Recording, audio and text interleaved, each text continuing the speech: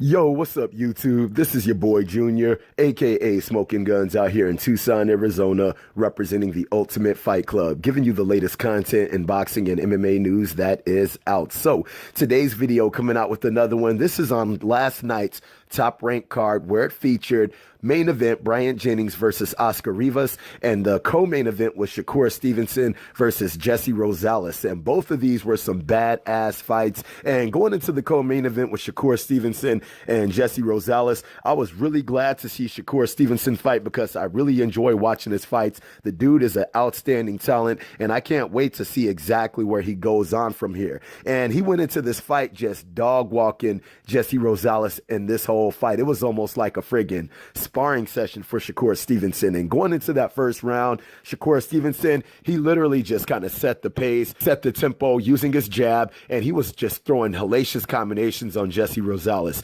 And one of the main combinations that I liked that he was throwing on JESSIE Rosales was that 2-3-2 to the body. And he was hitting him with that like friggin' money, dude. And going into the second round, he was doing the same exact thing, setting the pace, except he started pressing the pace even more. And then going into the third round, he did the same exact thing. And you could tell each round he would keep pressing the pace more and more. And going into that third round, you could tell that he was literally just doing anything that he wanted with JESSIE Rosales, man. He was freaking getting off all kind of nice combinations on him, really digging into his body. And then he started feeling very comfortable in there, fighting him on the inside. And he just started literally doing whatever he wanted in this fight. And then going into the fourth round, it was just a continuation of the third round, where he went into the fourth round, literally dictating the pace, dictating the tempo, throwing hellacious combinations. And there was a point in the fight where he had JESSIE Rosales on the ropes, and he hit him with a left uppercut, left straight, and then he hit him with another left straight off of that, and it just straight floored JESSIE Rosales. And when he got back up, the referee tried to give him a chance, but he ended up waving it off, man. Dude was all left up.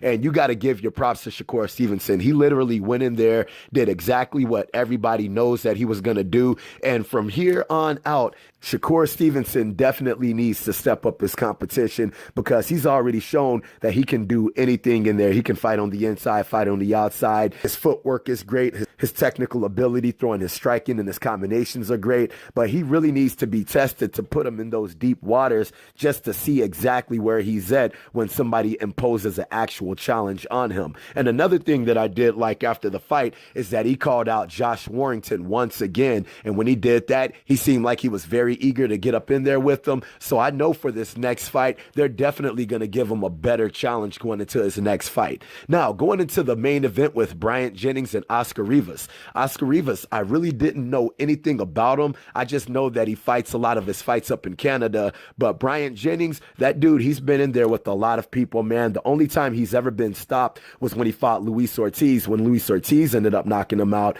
But he ended up fighting guys like Vladimir Klitschko. Dude, he's been in there with some really good names, and his boxing ability is friggin' really good. He has really good combinations, really good footwork, and dude, I was really excited to see him back in the ring, to see what he might be able to do to get back into that top contention again. And going into this fight, going into the first round, you could already tell OSCAR Rivas was the more powerful fighter of the two, because going into that first round, BRYANT Jennings, he was very tentative in there, trying to keep OSCAR Rivas on the outside. But OSCAR Rivas, every time he would throw a punch or throw a combination, you could literally feel the heat coming off of those punches, dude. And he just seemed like the more powerful striker going into that fight. And BRYANT Jennings did a very good job being able to keep him at bay, keeping him on the outside, and not getting hit with those big ass bombs that OSCAR Rivas was throwing.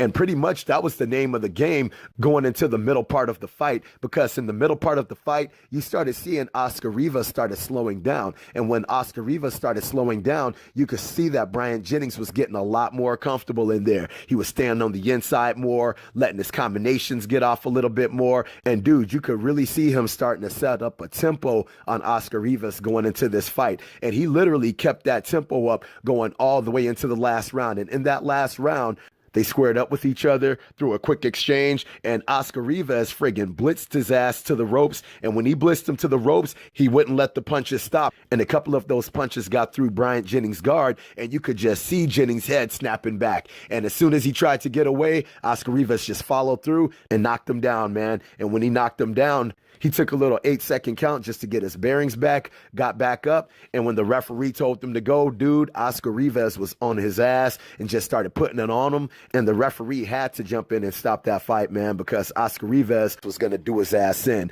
And that was a really good fight for both BRYANT Jennings and OSCAR Rivas. And BRYANT Jennings, I kind of felt sorry for him in the end. You could tell that he was friggin' hurt from getting stopped like that. But that dude, OSCAR Rivas, I really like what I saw from that dude. The dude was very fundamentally sound. He had very good defense, keeping the high guard, very good combinations and very good punches. But the only thing that I did not like is that he really didn't utilize a lot of head movement in this fight. And you really didn't see him using any head movement until it started getting into those middle rounds when BRYANT Jennings started getting his combinations off on him. And it was forcing OSCAR Rivas to use his head, just for the simple fact is, in the beginning of the fight, he wasn't respecting his power and he was just coming straight forward at him and just using his high guard to defend himself. But the more comfortable BRYANT Jennings got, he started letting his combinations off, and OSCAR Rivas started getting tired. He had to start using his head movement to be able to get out of the way of those punches. So if OSCAR Rivas start tightening up those little few things in his game,